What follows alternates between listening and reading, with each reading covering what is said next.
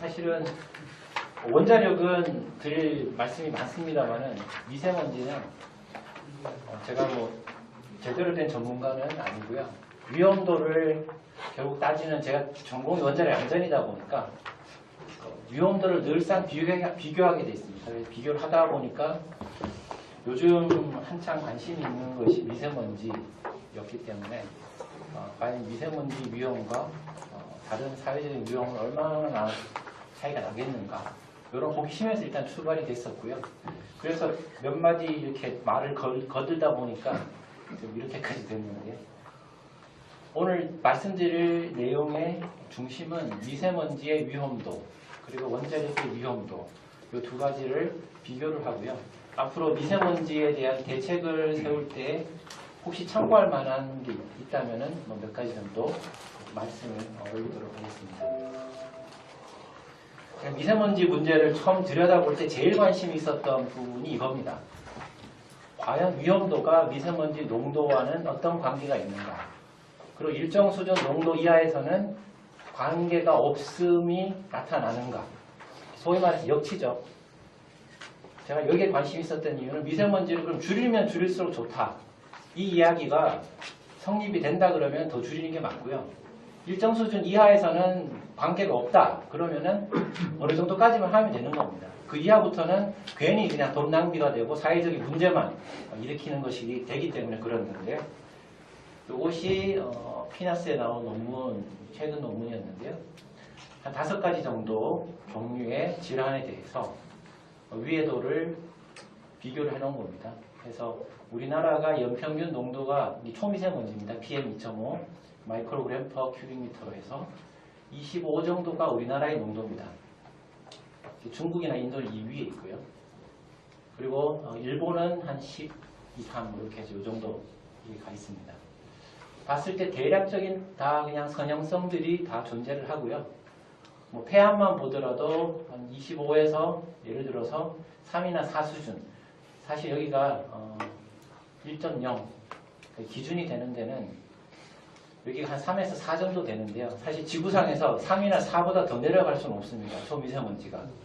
우리가 저기 클린룸에 들어가지 않는 이상은 아무리 남극을 가고 북극을 가더라도 3에서 4 정도는 있기 때문에 역학조사 관점에서는 그 이하 농도에서는 위험을 밝힐 수가 없어요. 결국은 역치가 있다면 3에서 4 정도까지. 그래서 저는 한 이 정도에서 어딘가 역치가 나타날 거다. 통계적으로 유의한 것들이 나타나지 않을 거라고 예상을 했는데 뭐 그냥 내려가면 내려갈수록 비례해서 줄어드는 관계가 있었습니다. 그래서 우리나라 농도를 25에서 12.5로 절반을 줄이면 대략 이것이 절반 정도 수준으로 내려가는 그런 관계를 보이고 있습니다. 그럼 영향이 얼마나 되는가? 늘 이제 정도가 중요한데요. 우리나라 미세먼지가 25, 일본이 12. 그런데 여기에 나온 숫자는 수명 단축 효과로서 나타낸 겁니다. 이게 조기 사망으로 숫자를 나타낼 때가 있고요. 수명 단축으로 이걸 나타낼 때가 있는데 조기 사망을 직접 기인 사망으로 오해를 하시는 경우가 또 많이 있습니다. 우리나라에서 초미세먼지로 조기 사망하는 숫자가 뭐 12,000명이다, 15,000명이다 해마다 그러면 12,000명에서 15,000명이 미세먼지 때문에 죽는 걸로 그렇게도 또 인식을 하실 수가 있어요. 그건 아니고요. 미세먼지로 인해서 예를 들어서 기대 수명이 80인데 40에 죽었다 하면은 나머지 40을 마이너스 본 거잖아요. 그럼 이 사람에서 마이너스 40년. 그리고 79년 돼서 돌아가셨다. 그러면은 마이너스 1. 이렇게 해가지고 다 인구 평균을 해봤을 때 0.5년 정도가 되는 겁니다. 그러니까 이것 때문에 돌아가신 분이 15,000명 이런 것이 아니고요. 봤을 때 조기 사망으로 예를 들어 내년에 돌아가실 분이 올해 돌아가시는 게 조기 사망이에요. 그게 이제 텀을 이해하시면 되고요. 그렇게 비교해봤을 때 우리나라 농도에서는 대략 한 0.5년, 6개월 정도의 수명 단축 효과가 있습니다. 그리고 일본은 한 0.33년 정도가 되고요. 농도는 절반인데 이건 절반이 안 돼요. 여기서 또 하나 고려해야 될 것이 그 사회의 인구 분포가 어떻게 되느냐, 또 주요한 질병 원인이 어떻게 되느냐에 따라서 다 다릅니다. 리스크 프로파일이라고 그러죠. 그것이 다르면은 같은 농도가 절반이라도 이건 절반이 안 되는 거예요. 예를 들어 고령화되어 있다든지 아니면은 특정 질병에 취약하다든지 의료 체계가 별로 좋지 않다든지 이러면은 높아질 수가 있는 거고요. 유럽으로 가보면은 뭐 프랑스도 한 12 정도 되는데 일본보다는 약간 작은 수준이고요. 이태리는 일본보다 높지만 비슷한 수준이고요. 그다음에 뭐 석탄을 많이 쓰는 폴란드 같은 경우에는 20.9, 우리보다는 좀 나은데 수명 단축 효과는 또 우리보다 큰. 그래서 사회의 리스크 프로파일에 따라서 이 질병 프로파일에 따라서 달라지는 거니까 참고로 하시면 되겠습니다. 그리고 재밌는 비교도 있는데요. 이거는 우리나라 초미세먼지 농도가 연평균으로 25 정도 되는데 이걸 예를 들어 흡연의 위험으로 변환을 해놨을 때 얼마가 되겠는가? 그러면 매일 한 가지 이상 정도 됩니다. 그래서 1년에 한 21것 정도를 피는 위험과 같다. 뭐 작으면 작은 숫자고요. 많으면 많은 숫자가 되는데요. 중국의 일부 지역 같은 경우에는 거의 하루 한갑에 필적하는 정도 수준까지도 나올 수가 있습니다. 짧은 시간입니다. 이거는 늘상 이런 농도는 아니니까요. 연평균으로 따지면은 우리보다 한 3배, 4배 정도 보면 되겠습니다. 조기 사망이 나왔습니다. 이게 100만 명당 조기 사망이 몇 명이냐. 현재 대략 한 360명 정도 됩니다. 이게 OECD 자료고요. 원문은 요겁니다. OECD에서 나온 주로 경제적인 손실을 얼마나 보겠는가라는 측면에서 나온 보고서인데요. 2060년이 되면은 대략 우리나라가 1000명 정도로 올라갈 걸로 예측을 하고 있습니다. 사회도 고령화가 되고 미세먼지도 그렇게 획기적으로 저감이 되지 않는다면 이렇게 될 겁니다. 일본도 좀 늘어나고요. 고령화 영향이 큰 것 같습니다. 유럽, 미국 같은 경우 비교해 봤을 때 우리보다 훨씬 낮은 수준이고요. 그리고 중국이나 인도는 굉장히 심각한 수준으로 올라갈 것 같습니다. 여기까지만 이런 거 말씀드리고 담배 피는 거나 같다 그러고 이렇게 100만 명당 1000명의 조기 사망이 될 거다라고 하면은 엄청난 일이 벌어지는 걸로 생각하실 겁니다. 그런데 위험에 있어서는 늘 비교를 해야 되는데요. 과연 대기오염이라는 것이 얼마만큼 큰 위험인가? 이게 수명 감소 효과로만 일단 같은 도메인에 놓고 비교를 해야 되니까요. 비교하면은 공기오염이라는 것은 이것은 뭐 되게 미국에서 쓰고 있는 교과서인데요. 교과서에 나온 리스크 비교입니다. 미국 기준으로 예전 기준으로 봤을 때 5개월입니다. 우리나라는 6개월이죠. 5개월 정도가 단축이 된다. 그런데 남자로 태어나는 것 자체가 일단 7.5년을 따놓고 들어갑니다. 남자로 태어난 이상 이거 제가 미세먼지를 두려워해야 되나 말아야 되나 고민이 될 정도로 이거 어쩔 수 없죠. 뭐 타고나는 거라서. 그리고 또 위험한 일들을 또 많이 하죠. 남자들이. 그런 건 여기 같이 다 들어가 있습니다. 그래서 이걸 한꺼번에 다 더하시면 안 돼요. 남자로 태어나서 담배를 피는데 살까지 쪘다 뭐 이러면은 그거는 그냥 더하시면 안 되고요. 다 같이 복합되어 있는 거기 때문에 조심해서 이렇게 보셔야 됩니다. 담배를 피시면 또 6년 정도 이렇게 마이너스가 되는 거고요. 정상 체중의 35%를 초과하는 과체중이면은 또 6년입니다. 그냥 과체중이면 한 2년 정도 그 배우자 흡연, 그 운전하는 거, 술 마시는 거, 자연 방사능, 원전 지역 거주 이런 순으로 이렇게 됩니다. 자, 여기를 놓고 보시면 과연 이 대기오염 6개월이라는 것을 크게 볼 것인가, 작게 볼 것인가 이건 사람마다 감수성이 다른 문제입니다.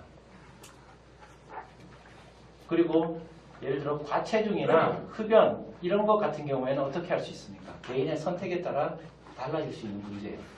내가 살을 빼면 되는 거고 내가 담배를 안 피면 되는 거예요. 그런데 공기오염 같은 경우에는 이건 피할 수가 없는 겁니다. 나라를 바꾸지 않는 이상은. 그래서 그런 측면에서 또 고려해야 될 요소가 또 있고요. 절대량 측면에서 또 고려해야 될 요소가 있습니다. 그래서 앞에 이런 이야기만 하게 되면은 세상에서 제일 무서운 게 미세먼지처럼 보입니다. 그런데 꼭 그렇게만 볼 수는 없는 거고요. 전체를 다 종합해서 놓고 봐야 됩니다. 이제 그러면 미세먼지를 어떻게 줄일 건가 이제 생각을 해봐야 될 텐데요. 이게 미세먼지 종합 대책에 나온 자료입니다. 이게 정부 자료입니다. 이게 뭐 통계라는 것들이 워낙에 다양한 것들이 존재를 하는데 미세먼지 관련해서는 일단 정부 통계를 가장 공신력 있는 것이기 때문에 사용을 해보면 수도권에서는 경유차가 일단 기여도가 1등, 그리고 건설기계나 선박 이런 것들이 16%, 그리고 사업장이라는 건 공장이 되겠습니다. 공장이 14%, 그리고 뭐 발전소가 뒤에 따라오게 될 거고요. 전국으로 보면 공장이 1등입니다. 그리고 건설기계나 선박이고요. 그다음에 발전소가 15% 정도가 됩니다. 오늘 말씀드릴 원자력으로 그럼 미세먼지를 저감하는데 얼마만큼 저걸 할 거냐?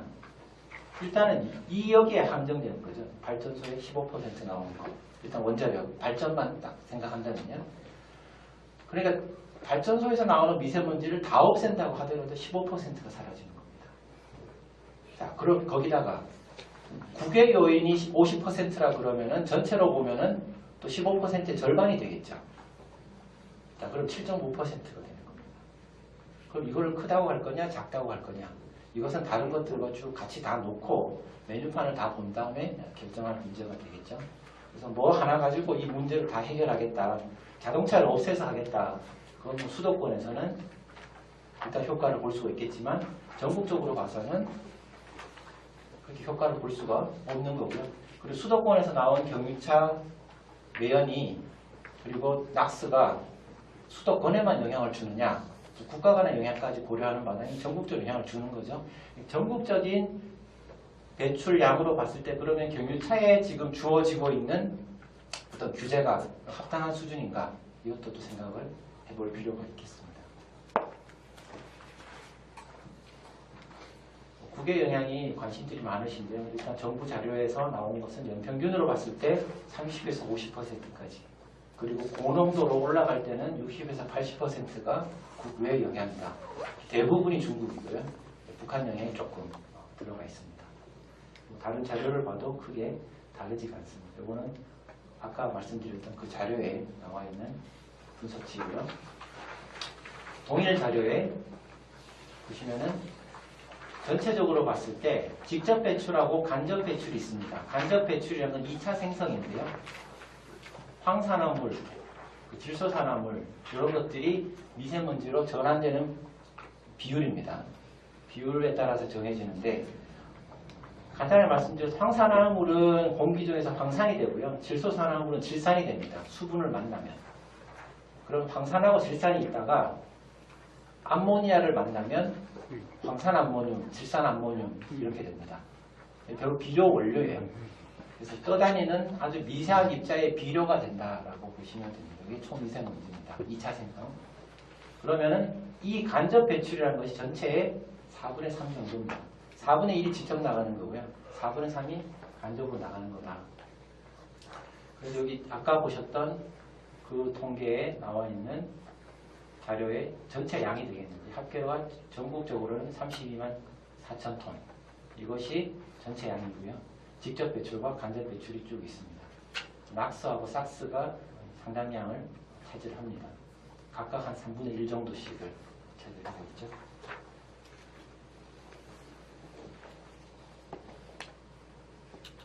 발전 분야로 이제 좁혀 들어가겠습니다. 문제를. 자, LNG 발전하고 석탄을 비교를 해보면요. 석탄에서는 황이 들어있기 때문에 황산화물이 나오고요. 질소산화물 나오고 미세먼지도 나옵니다. 이건 직접 배출입니다. 그러면 이것이 미세먼지가 되고 질소산화물도 미세먼지가 되는 전환 계수를 곱하게 되는데요. 지금 우리가 적용하고 있는 전환 계수는 질소산화물이 8%입니다. 이 중에 8%가 먼지가 된다.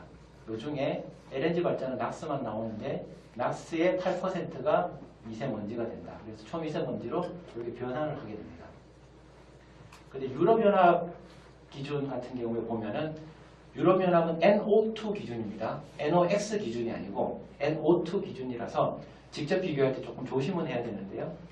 간단히 말씀드려서 최대 68%까지 보고 있습니다. 낙스라는 거는 NO1하고 NO2하고 같이 있는 겁니다. 다 고려했을 때 얼마냐 이건데 이 중에 NO2가 얼마냐에 따라서 뭐 전환하면 되는데요. 크게 68%까지 보고 있다는 거죠. 그럼 이 68%를 적용을 하면 석탄에서 나오는 것도 이렇게 증가되고요. LNG에서 나오는 것도 이렇게 증가됩니다. 전환계수를 우리나라 걸 그대로 썼을 경우에 비율이 한 1대8 정도 되고요. 이때는 1대2나 1대3 정도 줄어드는 거죠. 격차가. 그래서 전환계수에 따라 달라지는 거기 때문에 사실은 이 전환계수에 대한 어떤 구체적인 연구가 뒤따른 다음에 그 다음에 어떤 대책을 논하는 것이 적절하다고 보실 수가 있겠습니다.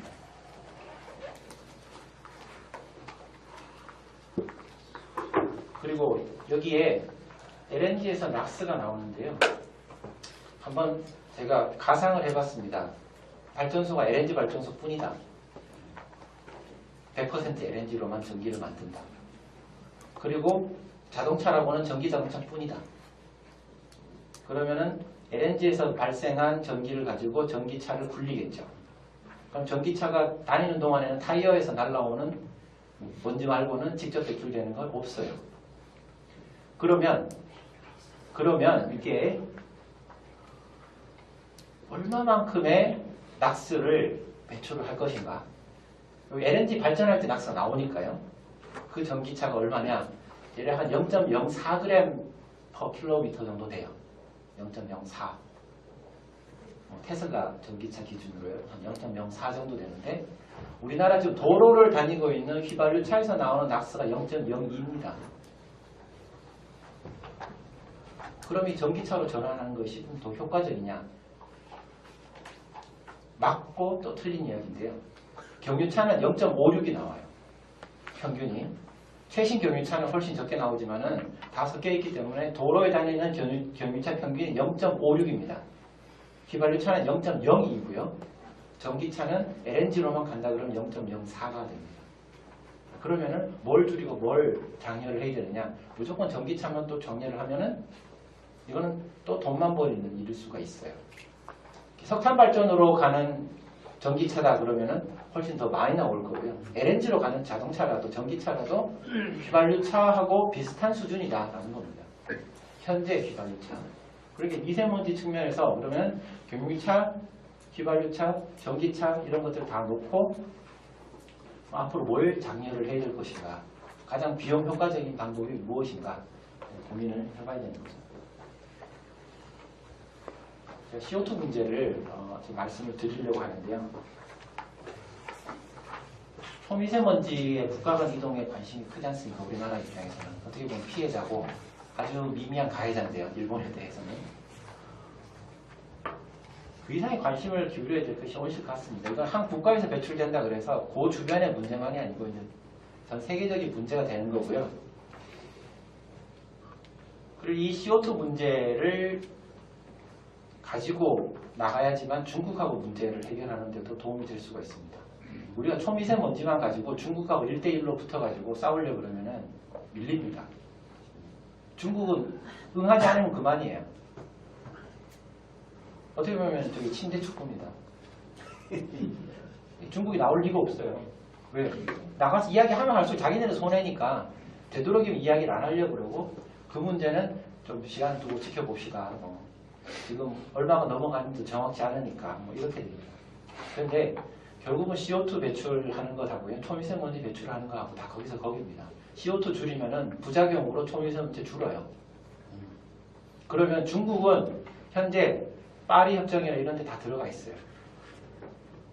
그건 전 세계적인 협정이거든요. 그럼 우리가 CO2를 줄여 나가면서 중국에 대해서도 거기에 대해서 압박을 해야 돼요. 뭐 물건을 따질 때도 CO2 배출이 얼마나 됐냐를 가지고 따지자라고 들고 계속해서 CO2를 가지고 이건 왜냐하면 전 세계가 동의를 한 협약이 존재하는 거거든요. 교토부터 시작해서 지금 파리까지 와 있습니다. 그걸 가지고 압박을 한다 그러면 더 효과적이겠다. 그 측면에서 일단 CO2 문제를 중요하게 봐야 될 것 같고요. 그 다음에는 석탄하고 그럼 LNG를 봐야 되는데 직접 배출이라는 게 있습니다. CO2도. 직접 배출은 태워서 나오는 겁니다. 석탄을 태울 때 나오는 거, LNG를 태울 때 나오는 거. 비율로 보면 1대2입니다. 석탄이 2배예요. 그런데 메탄이 누설이 돼요. 메탄을 채굴하는 과정에서 이송하는 과정에서 누설이 되는데 메탄은 CO2보다 30에서 80배 정도 강력한 온실가스입니다. 그래서 누설되는 걸 합하면은 CO2 당량으로 봤을 때 거의 비슷해요. 거기서 거기입니다. 현재 CO2 배출량을 볼 때는 이걸 고려는 안 하고 있습니다. 그렇지만 여기에 관한 연구나 계측들이 계속해서 늘어나고 있고요. 언젠가는 저기에 대한 규제도 들어올 수 있을 거라고 생각합니다. 그래서 마냥 가스 비중만을 늘리는 것은 그렇게 바람직하지는 않은 것 같다. 게다가 우리나라 LNG 발전소가 다 도심에서 가까운 데 있죠. 다른 이거 자세히 보실 필요는 없고요. 배출원에서 멀어지면 멀어질수록 농도는 줄어든다. 게다가 우리나라 같은 경우에는 대부분 다 청정연료라고 해서 환경부에 입법을 해놨죠. 청정연료는 가스 연료인데 그것은 수도권, 도시 근처에 그것만 짓도록 되어 있습니다. 그래서 들어와 있습니다. 석탄보다는 낫죠. 낫지만 그러면 얼마만큼 나은 거냐? 거리까지 따져서 같이 고려를 해봐야 되는 거고요. 이제 원자력 이야기로 이제 넘어가려고 하는데요. 원자력 발전이 여하간 어떤 이슈로 줄어들면서 늘어났던 것은 석탄도 늘어나고 LNG도 늘어났습니다. 늘어났는데 그럼 여기에서 원자력이 줄고 석탄 LNG가 늘어난 것들을 어떻게 봐야 되겠는가? 부분이 쌓이는 것 같네요. 지금 탈원전이라는 정부 정책하에서 원자력을 태양광으로 대체를 한다. 왜냐하면 원자력을 LNG로 대체한다, 석탄으로 대체한다 그러면 CO2나 초미세먼지 관점에서는 마이너스죠. 확실한 마이너스이기 때문에 태양광으로 대체를 한다라고 할 때 그것이 유효한가 봤습니다. 태양광은 하루 4시간 정도 사용 가능합니다. 나머지 20시간은 LNG 보조 발전이 돌아갑니다. 20시간이 돌아가는 걸 보조 발전이라고 하고 4시간 하는 걸 주 발전이라고 하는 것은 좀 어폐가 있습니다만은 여하간 태양광을 보조하는 LNG 발전이 있습니다. 이렇다는 얘기는 보조 발전에 의존해서는 태양광 중심으로는 20에서 30%가 한계입니다. 그럼 넘어가려면 저장을 대량으로 해야 되는데요. 양수 발전도 용량이 부족하고 지금 추가할 장소도 그렇게 마땅치 않습니다. 지금 있는 거에 2배 늘리기는 거의 불가능한 수준이고요. 2배라고 하더라도 미미합니다. 배터리 ESS도 용량이 너무 적고요. 그리고 가격이 비싸고 돌아가다 이제 불도 나고 해서 문제가 있죠. 그래서 저장을 대량으로 하는 것은 현재로서는 솔루션이 없습니다. 그래서 나머지 7, 80% 이거 결국 보조발전 LNG 하게 되는데 그러면 원자력을 20, 30%의 태양광과 7, 80%의 LNG로 대체를 할 경우에는 결국 초미세먼지도 늘어나고 CO2 배출도 늘어납니다. 달리 말씀드리면 더 줄일 수 있는데 덜 줄이는 겁니다. 예를 들어 태양광하고 LNG 조합으로 석탄을 대체했다. 그러면은 석탄 대비 줄어들겠죠. 그러나 이것이 원자력을 대체했다. 그러면 늘어나는 방향으로 가는 겁니다. 그걸 다 조합했을 때는 현재보다 일정 수준 줄일 수 있겠죠. 그럼 여기에 따라오는 질문이 뭐냐면은 그러면 그 초미세먼지 좀 줄이자고 원자력을 하자는 얘기는 위험을 또 다른 종류의 위험으로 대체하자는 거냐 이런 질문을 하실 수가 있죠. 그래서 비교를 해봐야 됩니다. 결국 위험이라는 것은 우리나라 초미세먼지가 25 마이크로그램인데요. 이것이 수명 감소로 6개월이죠. 그럼 방사능 피폭을 당해서 수명이 6개월 줄어드는 효과를 보기 위해서는 얼마를 피폭을 받아야 되는가? 프로파일을 쭉 보면 대략 1000 정도입니다. 1000 밀리시버트 생애기간. 왜냐면 이것도 우리가 평생 마시는 공기거든요. 평생 마시는 거고 방사선을 평생 맞는다고 해도 평생 동안 한 1000에서 900에서 1600 정도를 맞게 되는데 900이라는 건 처음에 태어나자마자 엄청 많이 맞고 갈수록 줄어드는 경우 토탈 했을 때 900 정도는 그렇게 되고요. 태어나서부터 죽을 때까지 일정하게 맞는다. 꾸준하게 맞는다고 했을 때는 1600 정도 됩니다. 그러면 이 초미세먼지는 대략 1000 정도 수준의 1000mS에 해당하는 위험이라고 볼 수 있고요. 그리고 후쿠시마 사고 같은 경우 어떻게 되냐? 일반인들의 평생 피폭량이 10mS 내외입니다. 아기일 경우에 20mS 평생, 성인의 경우에는 10mS가 안 됩니다. 그래서 10mS 이쪽 저쪽 되는 거고요. 초기에 19개월 동안 이 발전소에 들어가서 복구 작업에 투입됐던 25,000명의 평균 피폭량이 12mS입니다. 이게 명확해요. 이거는 지금 우리나라에 가해져 있는 초미세먼지의 위험이라는 것은 우리나라에서는 일어날 수도 없는 이 후쿠시마 같은 방사선 누출 사고의 일반인이나 작업자의 위험과 비교했을 때 대략 오도로 봤을 때 한 100배 정도 차이가 나는 겁니다. 그 정도 수준에서 비교를 할 수가 있겠습니다. 달에 방사선 설량 분포입니다. 단위가 마이크로 시버트 퍼 아워로 되어 있습니다. 좀 익숙하지 않으시니까 여가 온도 같으면 쉬울 텐데요. 익숙하지 않으시겠지만 일단 외워두시면 되겠습니다. 아까는 밀리시버트 이야기했고요. 마이크로 시버트니까 나누기 1000 하시면 되고 시간 당이니까 1000시간 있으면 밀리시버트 되는 겁니다. 여기 빨간 데는 뭐냐? 3 이상이에요. 3 넘어갈 때 3도 있고 10도 있고 제일 높은 데는 19까지도 있습니다. 있는데 대략 3 넘어가는 건 빨간색으로 다 표시가 되어 있습니다. 서울시가 0.15 정도 되고요. 제 대전에 있는 제 사무실이 0.3 정도 됩니다. 그럼 이 정도 되면은 제 사무실하고 비슷한 지역이 되는 건데요. 3 넘어가는 데 있는데 아까 말씀드렸던 이 1000 정도 되는 걸 1000 정도 되는 이 피폭량을 여기다 집어넣으면 어떻게 되냐면요. 3.8 정도 돼요. 빨간색으로 표시돼요. 우리나라 초미세먼지의 위험을 이 칼라 코드에다 집어넣으라 그러면 빨갛게 표시하면 돼요. 지금 이렇게 줄었습니다. 지금은 요 정도만 해당이 돼요. 우리나라보다 심한 지역은. 나머지 지역은 우리나라 초미세먼지 위험에 비하면 낮은 수준이다라고 비교를 할 수가 있겠습니다. 이쯤 되면 이제 너나 후쿠시마 가서 살아라 이런 이야기가 나옵니다. 워낙 많이 들어서. 그리고 이게 프랑스 학생들이 2015년 여름인 걸로 제가 기억을 하는데요. 후쿠시마에 방사선 측정하러 갔습니다. 선생님하고 8명의 학생들이 선생님하고 측정하러 갔는데 프랑스에서 출발해요. 그러면 0.1 왔다 갔다 합니다. 마이크로 시버트 퍼 아워입니다. 여기 제 방은 0.3 정도는 여기 요쯤 되겠네요. 빵 한번 띱니다. 이게 샤를 드골 공항에서 시큐리티 체크할 때 한번 빵 맞아요. 맞고 엄청나게 두드려 맞는 게 있습니다. 그래서 뭐냐? 비행기 타고 갈 때. 비행기 타고 갈 때 북극 항로를 타면 2 정도 되고요. 2나 올라가면 3까지도 올라가고 그냥 북극 항로 아니면 한 1 정도 됩니다. 위에 공기층이 얇아지니까 많이 맞아요. 우주에서 나오는 방사선을. 공항이 내리니까 프랑스 정도 돼요. 도쿄. 그래서 한번 또 빵 칩니다. 뭐냐? 프랑스 학생들이 왔다니까 대사관에서 초청을 했어요. 오라고. 대사관 그냥 들어갈 수는 없고 시큐리티 체크도 합니다. 그리고 내려가고 그 다음에 이제 후쿠시마로 향해요. 그래서 후쿠시마로 갔더니 한 10km 정도까지 갔더니 이 정도까지 올라갑니다. 제 방이 이 정도 되는데요. 제 방이 사무실 옮겨야 되나 고민인데 아무것도 아니에요. 이 정도까지 올라가고 또 다른 후쿠시마 지역들 돌아다닐 때 수준이 있는 겁니다. 아까 보셨던 그 빨간 대로는 들어가진 않았겠죠. 바깥을 돌아봤을 때 수준이 이 정도다.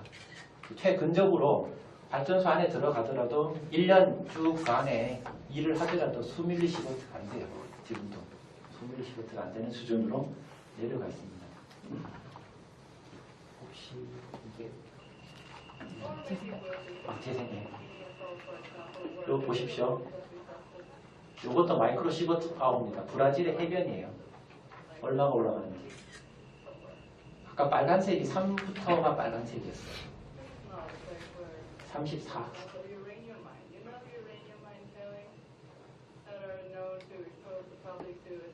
자기가 지금 모래찜질하고 있는 대로 이제 가까이 가져가요. 그럼 이제 올라갑니다.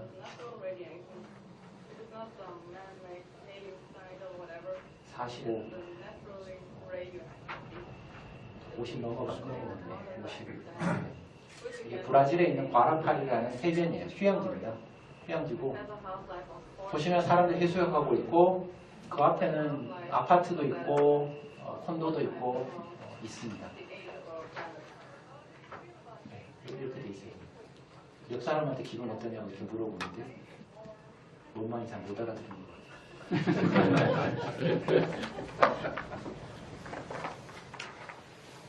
자, 이거를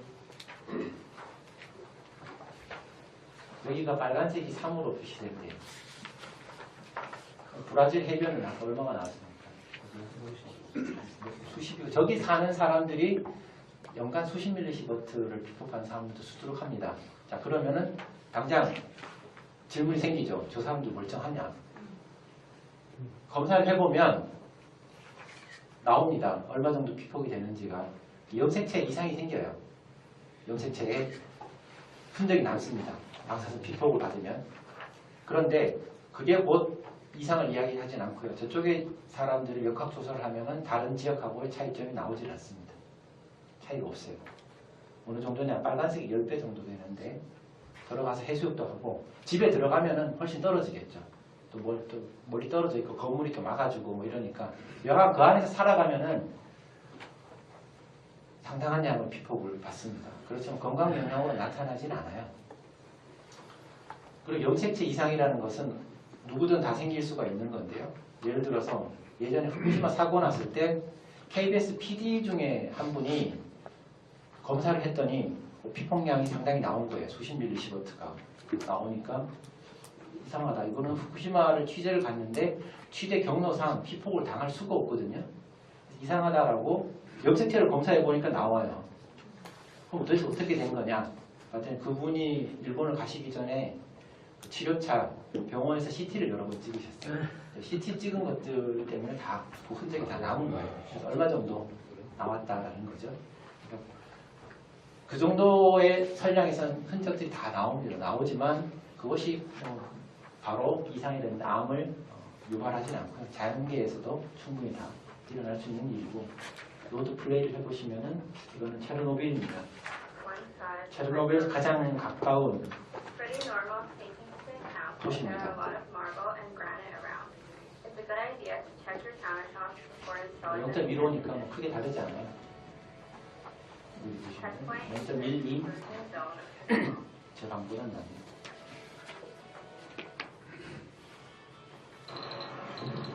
체르노빌 발전소 바로 앞에 3.3 여기 발전소 바로 마주보고 있는 거예요. 3.5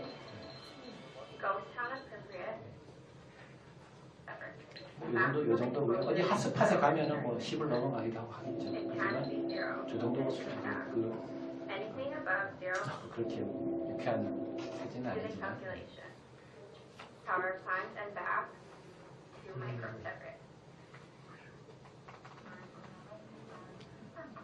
비행기를 탑니다.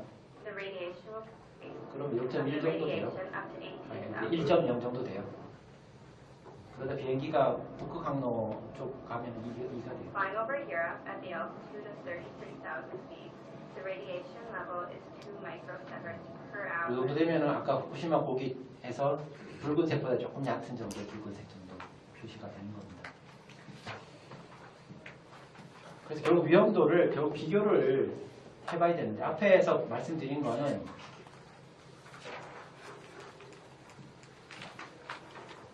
평생 한 1000 정도를 1000밀리시버트 정도를 피폭받는 거가 6개월 수명 단축을 한다고 말씀을 드렸잖아요. 근데 평생에 걸쳐서 저렇게 피폭받는 거에 대해서 지금까지 밝혀진 위험은 사실 없습니다. 없는데 어디서 가지고 온 거냐 하면 히로시마 나가사키에 원폭이 떨어졌을 때 생존자들이 있습니다. 생존자들의 피폭 양에 따라서 이 밀리시버트 단위로요. 이거 한 번에 받은 거죠. 몇 시간, 며칠 이내에 다 받은 겁니다. 받았을 때 10만 명당 40년 동안 추적 관찰을 했을 때 암 발생이 얼마만큼 늘어나느냐. 이 녹색이 3km 이상 떨어져 가지고 피폭을 받을 일이 없었던 사람들이에요. 그 사람들이 10만 명당 한 14,000명 정도 이렇게 생깁니다. 그러면 10,000ml시부터 받았던 사람들, 그리고 10만 ml시부터까지 받고도 산 사람들 쭉 보면은 비례해요. 한데 100 이하로 내려가면은요. 100 이하로 내려가면은 차이가 없어요. 이거보다 더 낫다라고 이야기할 수는 있지만 에러 범위이기 때문에 그건 의미 없는 이야기고요. 차이가 없습니다. 100ml 이하에서는 암 증가가 관찰이 되질 않습니다. 그런데 1년에 그러면은 100을 받는다. 그러면은 이제 미미하게나마 이제 관찰이 되기 시작하는 거죠. 그런데 평생에 걸쳐서 1000을 받는다. 이건 아직까지 관찰해 본 적은 없어요.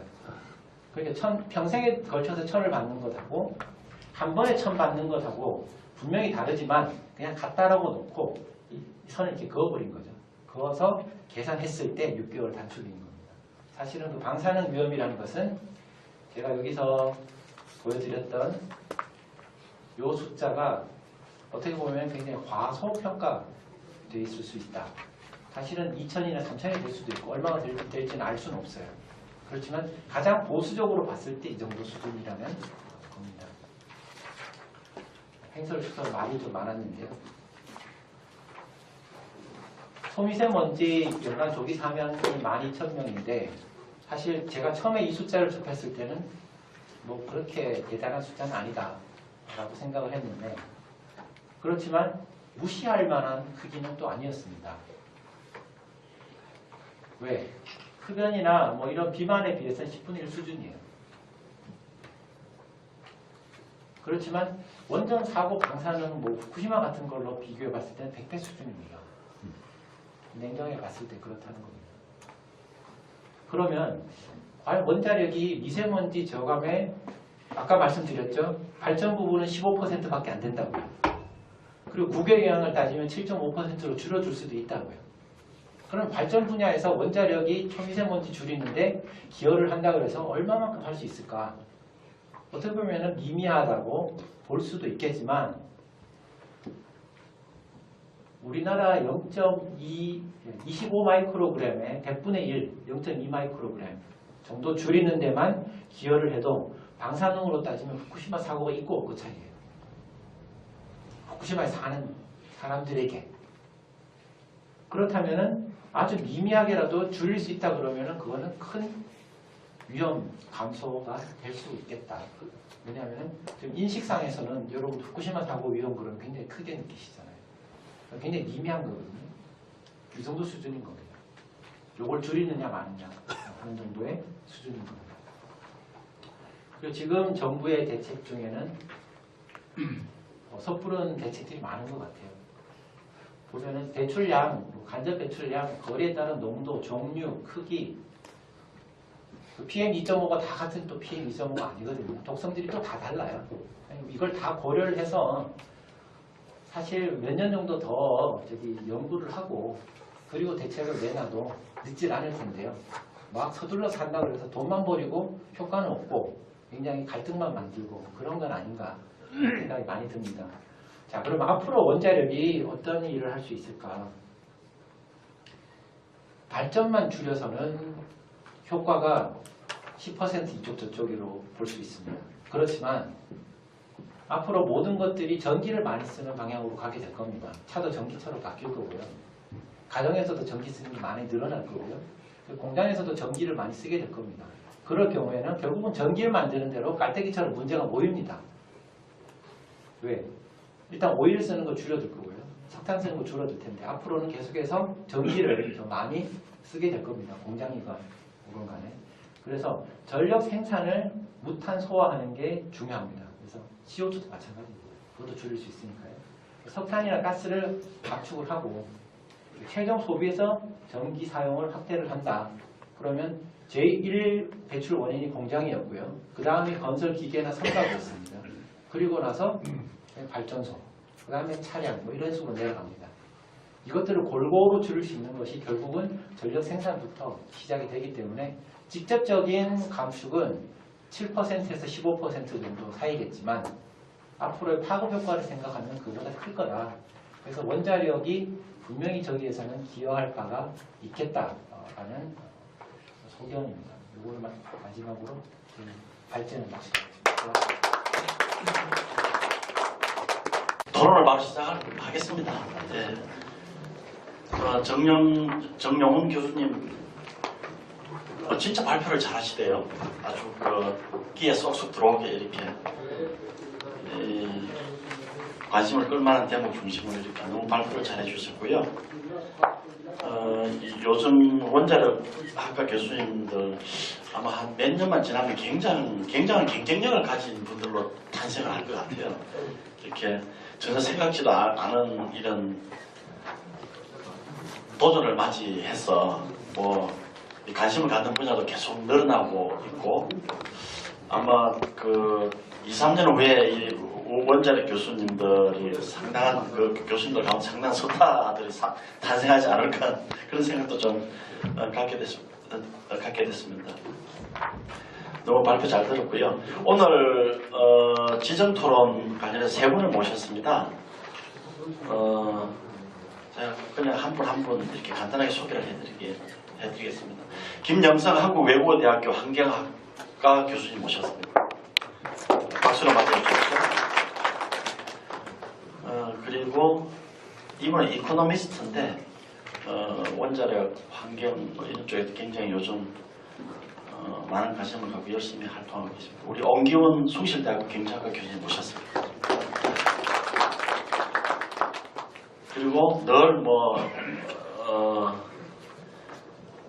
글쎄 어떻게 소개를 해드려야 되나요? 워낙 또 이쪽 분야에 대해서 많은 활동을 하고 계시고 앞 정부에서도 이 사용 핵 연료 문제라든지 원자력 안전 관련해서도 활동 많이 하셨고요. 우리 조승경 명지대학교 교양학부 교수님 모셨습니다. 순서대로 토론을 진행하도록 하겠습니다. 우리 김영선 교수님 먼저 시작해 주실까요?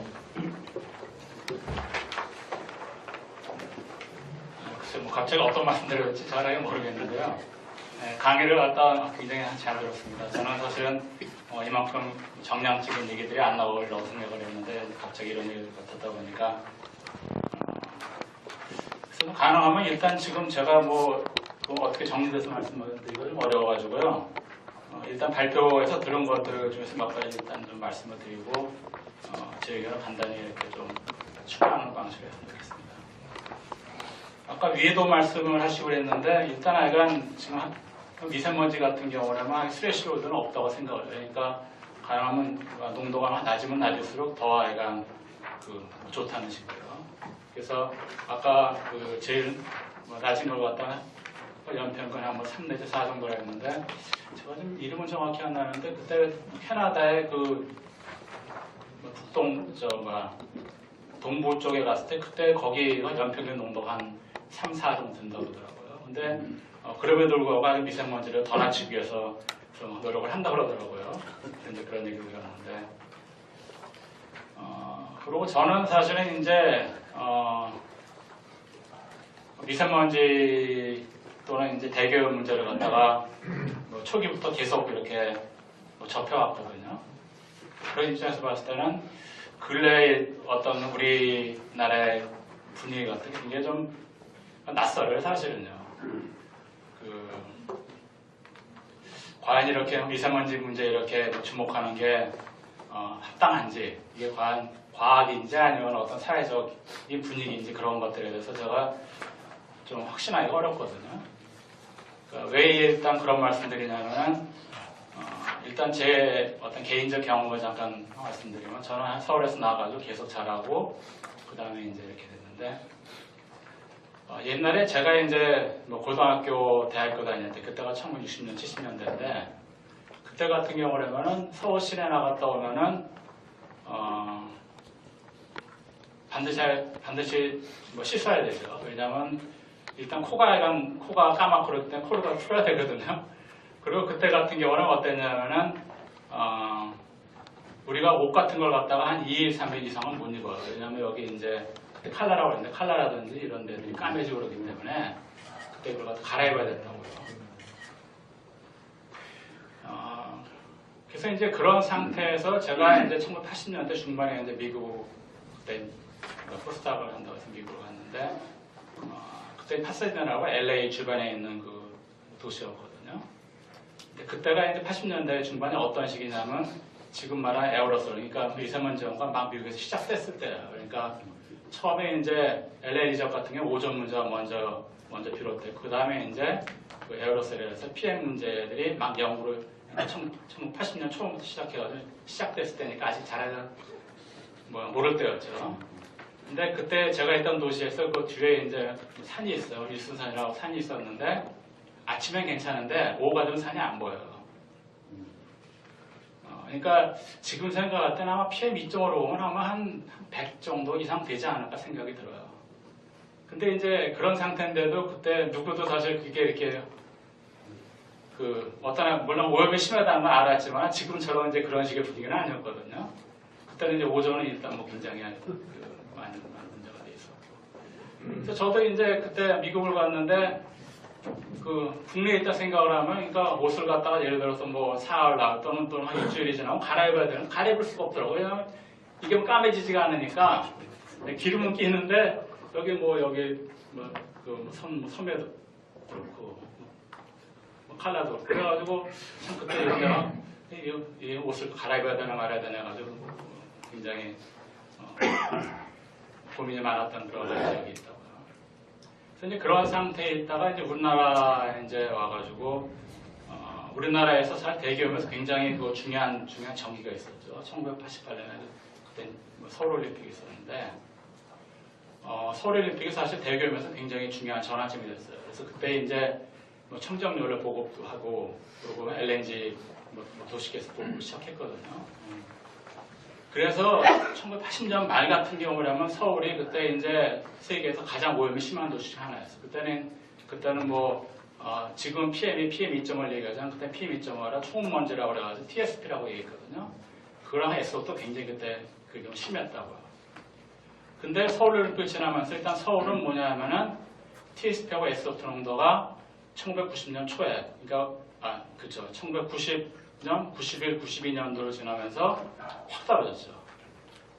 그래서 이제 그 다음부터는 그런 아이가 그 오염이 벌써 이제 1차로 이제 그런 우리가 소위 말해서 TSP라든지 SO2 같은 경우는 갖다 그 1차 물질인데 그런 것들이 1차 해결이 됐고요. 그러면서 이제 뭐냐면 1994년이 그 드라마에서라고 했지만 굉장히 더웠거든요. 그래서 그때 오존 문제가 처음으로 부각이 됐어요. 오존이라는 게 차이가 뭐냐면 오존은 2차 생성이 아까도 이제 그 2차 생성, 1차 물질 얘기를 했는데 2차 생성이 처음으로 문제된 거예요. 왜냐면 그거는 이제 사실은 그것도 1차 물질이 줄어드는 거랑 2차음이 생성되는 건 약간 연관성이 있어요. 왜냐하면 그 1차음이 심한 상태에서 바로 2차음이 문제되지는 않거든요. 그런데 그때부터 이제 그 오염이 문제되기 시작했고, 그리고 또 그때가 시점이 뭐냐면은 처음으로 세계적으로 이제 그 중국을 주목하기 시작할 때예요. 그때는. 왜냐하면 그때 중국의 경제 발전이 막 그때 등소평이 등장하면서 이제 그걸 시작했을 때였거든요. 그래서 이제 그 다음부터 이제 1990년 중반부터 해가지고 90년대 말, 2000년대 초 이따가 이제 세계적으로 중국 오염을 갖다가 주목하기 시작하고 국제학회에서도 중국에다 오염 문제 같은 것들이 이제 나오기 시작했을 때요. 그리고 또 그게 어떤 시기냐면 우리나라 황사가 문제됐던 문제를 점점 삼기 시작하는 거고 우리나라에서도 중국으로부터 오염 문제를 갖다가 그 PM 1.5 측정했던 시기예요. 그 전에는 어떠냐? 그 전에도 황사 있었죠.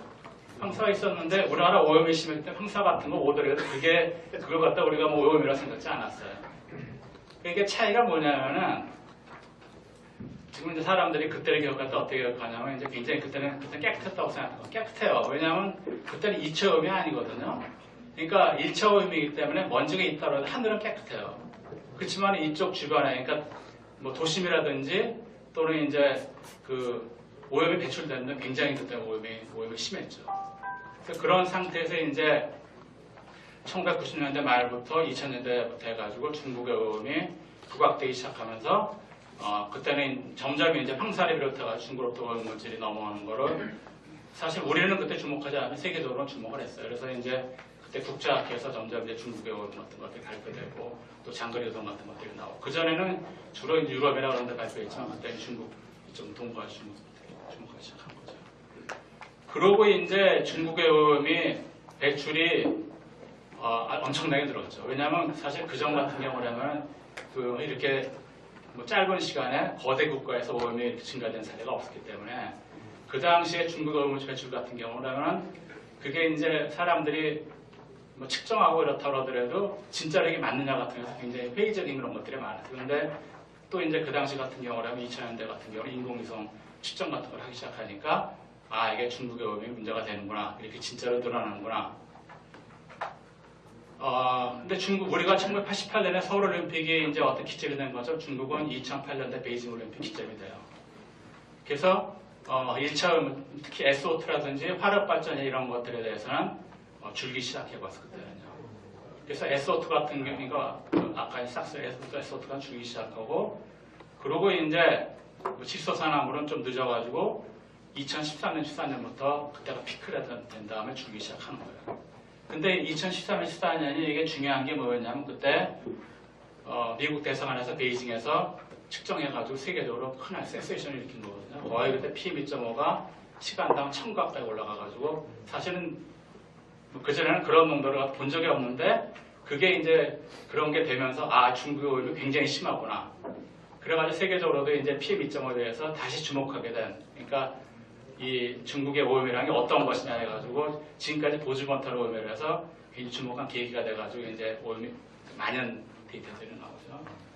여기에 이제 여기에 랜셋이라든지 뭐 등등 여러 가지 위험해 이런 것들이 나오는데 다 이건 최근 결과예요. 이것들.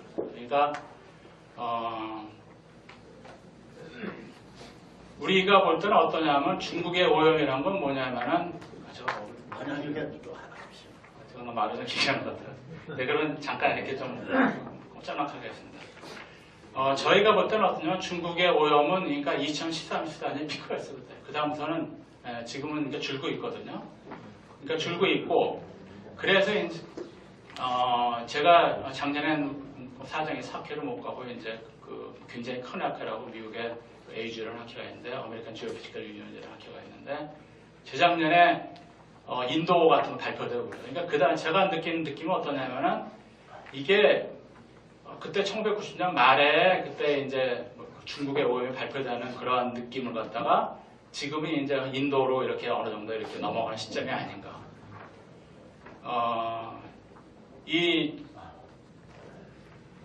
여기서 이제 그래서 2060년에 100만 명당 뭐 서울 그 한국의 오염이 굉장히 커지고 중국 인도지만 제가 볼 때는 현재 오염 같은 게 그러니까 아까 말한 저희들이 이제 어떤 위성 자료를 본다든지 그런 거를 관찰한 바에 의하면은 2013, 14년에 피크였고 사실은 이제 에어로솔 같은 경우는 이게 PM 농도는 그만큼 떨어지지는 않는데 서서히 줄고 있거든요. 앞으로 5년 후 정도면 2024년 5년인데 올라가는 기간이 한 대략 한 3, 4년 정도 되죠. 3, 4, 길어 15년 정도 되고 또 앞으로 한 이게 10년 정도 되는 시기인데 그만큼까지 중국 오염이 그렇게 그러니까 또 하나 한 가지 잠깐 말씀드리면 또 하나는 뭐가 있냐면은 사실은 2013년 정도까지는 계속해서 그러니까 2000년 초부터 해가지고 PM 농도가 많이 떨어졌는데 최근에는 이게 그만큼 떨어지지 않거든요. 이게 떨어지는 속도가 약간 좀 주춤해요, 이게요. 아니면 이제 뭐 비슷한 농도가 지속되는. 이건 뭐냐면은 저희들이 이제 최근에 논문 같은 걸 보면은 뭐 기상이 그 전에는 이제 그걸 그러니까 전에 같은 경우라면 정부 대책의 반 또는 뭐 기상교과 반 정도 돼가지고 이게 두 개가 결합돼가지고 굉장히 우리가 생각했던 것보다는 뭐 굉장히 그때는 PM10인데 PM10이 잘 떨어졌어요. 근데 최근 같은 경우라면 기상효과가 오히려 반대로 작용을 해요. 지금 그건 뭐 기후변화랑도 연관이 되는데 뭐 정체가 이렇게 좀 더 뭐 자주 발생하고 또 풍속이 느려지고 그러기 때문에 이게 약간 이렇게 좀 뭐 주춤한 상태에 있다고요. 근데 그런 것도 계속되지는 않아요. 왜냐하면 오염물질 배출이 주는 상태에서 뭐 풍속이라든지 그런 것들이 기상이 역으로 작용한다 그러더라도 배출이 주면 어차피 그건 뭐 떨어지거든요. 그래서 어쨌든 하여간 제가 볼 때는 앞으로 짧게 보는 사람은 5년, 길게 보는 사람은 10년 정도 이상 이렇게 더 지속되지는 저희들은 않는다고 봐요. 그러니까 쭉 이제 그렇게 한 걸로 봐서는요. 그래서 지금 이런 하여간 그 오염에 대한 물론 미세먼지 오염이 굉장히 중요하긴 한데 지금 특별 대책이라든지 이런 것들을 이렇게 하는 것들이 합당한지 그리고 한 가지만 잠깐 한 가지만 추가를 하면요. 최근에 뭐냐면은 뭐 쓰레기 같은 거 특히 이제 그런 거 갖다가 뭐 수출하는 중국이 일단 그걸 갖다가 막았죠. 그래서 이제 중국으로 수출 안 되고 또 동남아시아 같은 경우 수출하는데 어렵다고요. 그거랑 이거랑 미세먼지 문제랑 이걸 갖다 별개로 구분은 된다 생각지는 않아요. 왜냐하면 그런 것들은 좀 뭐냐면은 중국도 그렇고 동남아시아도 그렇고 그렇게 환경에 관심을 갖기 시작하는 거예요. 그러니까 우리가 환경에 그러니까 미세먼지에 관심을 갖는 것처럼 중국도 관심을 갖고 동남아시아도 관심을 갖고 그렇게 해서 이게 지금 대략 지금 어떻게 생각하냐면 그 도시화라든지 이런 걸로 놓고 보는데 대략 한 2040년, 50년 되면 아프리카의 나이지리아 같은 경우 이제 그런 나라들 인도로 거쳐가지고 그렇게 어떤 도시오염 같은 게 서진하고 대교염 서진한다고 생각을 해요. 그러니까 자연히 중국은 지나간다고 생각을 하는 거죠. 네, 그래서 이제 그런 식으로 저희들은 생각을 하고 있고, 그리고 이 원자력에 대해서 한 가지만 간단히 추가를 하면은, 저는 사실은 그게 여기서 좀 이게 거론이 될지 안 될지 거론이 안 돼서 그러는데, 석탄은 물론 지금 현재 이제 지금 상황은 지금 오염이 발생하죠. 원자력은 지금은 깨끗하지만 예를 들어 폐기물 같은 거를 그러니까 특히 고농도 고준위 폐기물 같은 거 처리 방법을 제가 볼 때는 아직 없다고 그러거든요. 굉장히 예를 들어 만년이라든지 이런 장기간 동안 그걸 갖다가 진짜 보관해야 되는데 제가 볼 때는 우리 과학으로서 이래서 10,000년 동안 지진이 없는 지역을 찾는다. 이거는 저는 과학은 아니라고 생각해요. 과학이 그렇게까지 장기간 정확히 예측은 어렵다고 생각하거든요. 그러니까 원자력은 일단 폐기물 문제를 갖다가 그게 정리가 안 되는 이상은 그러니까 현재의 편의를 위해서 우리의 어떤 그러니까 우리들이 편의의 대가를 갖다가 후세에 미루는 거라고 생각을 하기 때문에 그래서 폐기물 문제 해결이 돼야지 원자력 문제도 같이 아마 그거랑 결합해서 생각해야 된다는 것입니다. 네. 너무 되게 죄송합니다. 아니요, 감사합니다. 박수 한번 보내주시죠. 이런 국가 간의 여러 가지 이동 부분하고 그다음에 우리가 한국의 경제 발전 과정에서의 쭉 이슈들을 말씀을 해주셔서 너무 이렇게 유용한 말씀을 말씀해 주시는 생각을 합니다. 그리고 또 폐기물 문제 지적해 주신 것도 굉장히 좋은 말씀이라고 생각합니다. 다음에 우리 엄기훈 교수님.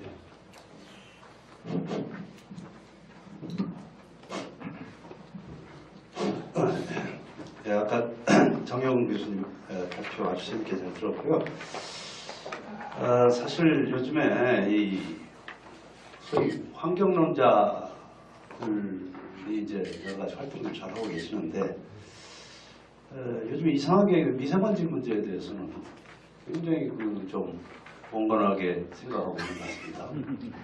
우리 김 교수님도 이제 환경을 전공하고 계시는데 상당히 큰 걱정을 할 건 없는 거 아니냐. 앞으로 한 5년 내 10년 후면은 미세먼지 문제는 자동적으로 해결될 것이다. 이렇게 낙관적으로 말씀하셨는데 제가 생각할 때는 좀 그렇게 생각하지 않습니다. 왜냐면 제가 그런 게 아니라 제 생각을 말씀드리면 왜냐면 중국이 그동안에 급속한 그 공업화를 했고 특히 지금 발전 부문에서 앞으로 석탄 발전기를 약 한 400기를 더 추가적으로 실제 한 300기 정도 되는데 건설할 것이고요.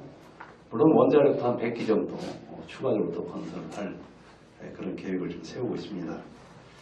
더구나 그 공장이 밀집되어 있는 그 지역이 자꾸 산동반도 쪽으로 이렇게 밀집되고 있어서 그것이 곧 한반도에 직접적인 영향을 미칠 수 있는 그런 그 지리적인 그런 근접성이 지금 상당히 심각해지고 있다. 우리가 상당히 걱정이죠.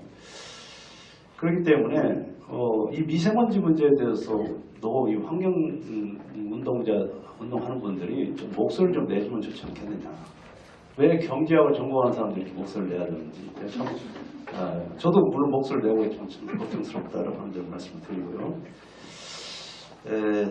자칫 이 환경학문들이 자꾸 인형화되는 경향이 있지 않나 이런 또 생각도 해보고요. 그래서 아까 이제 원전에 대해서 말씀을 해주셨는데 사실 그 미세먼지는 1급 발암물질입니다. 지금 제가 지난주에 제주 한 3일 전에 제주에 일이 있어 갔는데 안 보입니다. 한라산이. 하늘은 맑아요. 그런데 뭐 불과 몇백 미터 앞이 한라산이 전혀 보이지 않아요. 제가 1월 달에 한번 간 적이 있어요. 학교 이름. 그때도 안 보였어요. 하늘은 굉장히 맑아요. 하나도 안 보여요. 제주도가 어떻게 이렇게 돼 있나? 뭐 제주도에 무슨 뭘 미세먼지 배출할 무슨 산업이 있나? 뭐 무슨 자동차가 이렇게 많나? 그것도 아니잖아요. 분명히 외국에서 나와. 과거에는 제주도가 그런 적이 없었습니다. 제가 알기로. 상당히 이게 이제 그 미세먼지 문제는 이제 일상화 만연화되고 있다는 거예요. 그래서 이 문제가 이제 과거와는 많이 달라진 거 아닌가 저는 그렇게 생각하고 있고, 원전 문제, 아까 이제 뭐 사실 원전은 굉장히 청정 에너지라고 저는 생각을 해요. 근데 물론 사용 해결 문제 말씀하셨습니다. 근데 사실 미세먼지는 지금 미세먼지가 나타나는 날, 심각한 날 우리 몸에 그대로 흡수되고 침전이 됩니다. 이게 굉장히 심각하죠. 근데 이 사용 해결 문제 방사능 걱정하죠.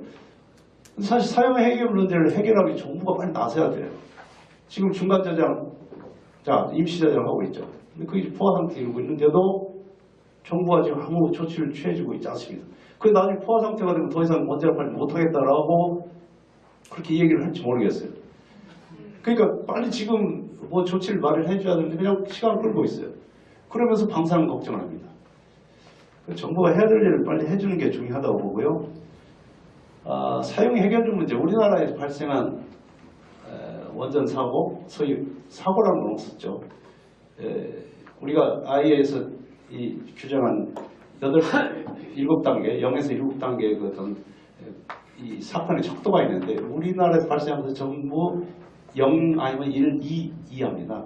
그것은 사고가 아니라 이것은 일종의 트러블, 고장 이런 정도고. 그러니까 우리 경제 안전을 지금 아주 굉장히 잘 지금 유지를 하고 있고, 그다음에 그 사용 해결 문제는요 지금 계속 기술 개발이 되고 있고 이 문제는 어떻게 할 거냐라고 하는 건데 빌 게이츠도 그랬잖아요. 원자력이야말로 이것만큼 중요한 훌륭한 그 에너지가 없다라고 얘기할 정도로 이런 기술 발전에 의해서 이 문제도 시간이 되면 좀 해결이 점점 되지 않을까 그렇게 생각하고 있고요. 그 다음에 이제 보면은 지난주에 산불이 있었습니다. 이 참 안타까운 일인데 강원도 일대에서 이렇게 발생한 산불이 530헥타르가 불에 탔는데요, 숲이. 이건 역대 7번째로 큰 그 피해 규모입니다. 우리나라 과거에 가장 큰 산불이 2000년 4월에 있었던 동해안 그 산불 사고였는데요. 산불. 지금까지 발생한 10대 산불의 총 그 피해 면적을 보면 제주도에 약 5분의 1 정도 되는데 제가 이 말씀드리냐면 자 우리가 2030년에 BAU 대비 37% 온실가스 감축했다고 하겠다고 지금 선언을 해놨어요. 그 중에서 수정 로드맵, 그러니까 온실가스 감축 수정 로드맵이라는 게 발표돼요. 그 전에는 원래 로드맵 포함되지 않았던 게 뭐가 있었냐면 포리스트, 즉 산림을 통해서 산림 흡수원을 통해서 약 2,210만 톤을 줄이겠다고 해놨어요. 굉장히 이제 산림이 중요한 거잖아요. 근데 그 엄청난 산림이 불에 타는 거 보고 난 굉장히 뭐 여러 가지 물론 인명 손실 여러 가지 있지만 이런 에너지나 이런 환경 측면에서 본다면 굉장히 걱정스럽다고. 앞으로 계속 이제 불이 나와서 자꾸 그동안에 그렇게 그 성장했던 나무, 숲이 이렇게 자꾸 소실이 되면 우리가 대외적으로 1000명한테 2,210만 톤을 줄이겠다는 것은 굉장히 어려집니다. 제가 이제 일본을 한번 찾아봤어요. 일본을 얼마만큼 줄이겠다고 산림에서 이게 선언을 했냐면 2,780만 톤을 줄이겠다고 했어요. 근데 우리가 약 80%, 일본이 줄이겠다고 하는 것에 80%를 줄이는 건데 일본의 산림의 면적이 우리보다 꼭 4배더라고요. 그러니까 굉장히 많은 산림을 가지고 있음에도 불구하고 거기서 줄이겠다고 하는 것은 상대적으로 우리가 굉장히 적다. 우리가 사실 말해서 굉장히 목표를 높게 설정해놨어요. 국외에서 원래 줄이겠다고 하는 걸 산림으로 해가지고 국외 부분 굉장히 줄여놓고 국내에서 산림으로 줄이겠다 했는데 거기에 대한 면밀한 어떤 무슨 예를 들어서 어떤 나무에서 얼마만큼이 이산화탄소가 흡수가 되고 온실가스가 흡수되고 이런 거에 대한 측정 자료도 없습니다. 제가 찾아보니까. 그리고 그걸 누가 이걸 측정할 거냐. 인증기관은 어디가 될 거냐를 한 것 자체도 지금 대비 다 안 해놓고 있어요. 막연하게 그 수치만 넣어놓고 있단 말이에요. 그리고 발전 부분에서는 기본 로드맵, 원래 발표했던 그것보다도 수정 로드맵에서는 오히려 줄었어요. 전환 부분에서는 감축량을 줄여놨습니다. 왜? 제가 볼 때는 화석연료, 원전을 줄이고 화석연료가 늘어나기 때문에 불가피하게 줄일 수밖에 없는 그런 부분이 있단 말이에요. 아직 확정은 안 됐어요. 2020년에 확정을 시킨다고 하는데 일단은 지금 잠정적으로는 줄여놨습니다. 그렇기 때문에 사실 그 전원을 이렇게 원자력을 줄이고 다른 화석연료를 이렇게 늘림으로써 전환 부분에서는 줄이고 엉뚱하게 산림이나 이런 쪽에서 너무 과도하게 목표를 설정을 일단 해놨는데 과연 그것이 제대로 달성이 될 거냐. 그리고 그것을 달성하기 위한 국내 어떤 제도나 어떤 조직이나 이런 게 과연 제대로 정비가 돼서 뭐 면밀하게 지금 연구를 하고 있는지 나는 그건 저는 그렇지 않다고 봐요. 그래서 그 문제를 우리가 좀 봐야 되고 그 다음에 미세먼지 문제에 오늘 좀 국한해서 말씀드리고 싶은 한 가지만 더 말씀드리고 마치겠습니다. 지금 사실 제가 오기 전에 한번 부영협회 자료를 찾아봤습니다. 좀 LNG 수입이 얼마나 되느냐. 물량으로 제가 찾아봤습니다. 작년에 12.2%였고 올해 2018년 죄송합니다. 2017년에 12.2%, 2018년에 17.3% 늘어났습니다. 2016년은 0.3% 늘어났는데 그쳤는데 2017년, 2018년이 뭐냐면 바로 탈원전을 본격 추진했던 거예요. 그러니까 원전 발전량이 줄어들면서 석탄과 LNG 발전이 크게 늘었고 그에 따라서 2017년, 2018년에 LNG 수입 물량이 아까 말씀드린 대로 12.2%, 17.3% 크게 늘어났다는 거예요. 그런데 그 LNG 수입 물량의 약 70%가 발전량이 있습니다. 나머지 30%가 도시가스 가정에 쓰거든요.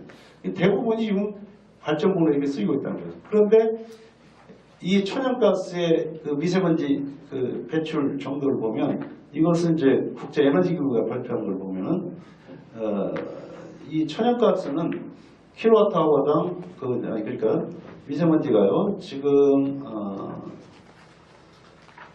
원자력의 경우에는 원자력 발전의 경우에는 킬로와트아워당 0에서 7mg인데 비해서 석탄은 이 수치를 보니까 17에서 9,780 엄청나죠.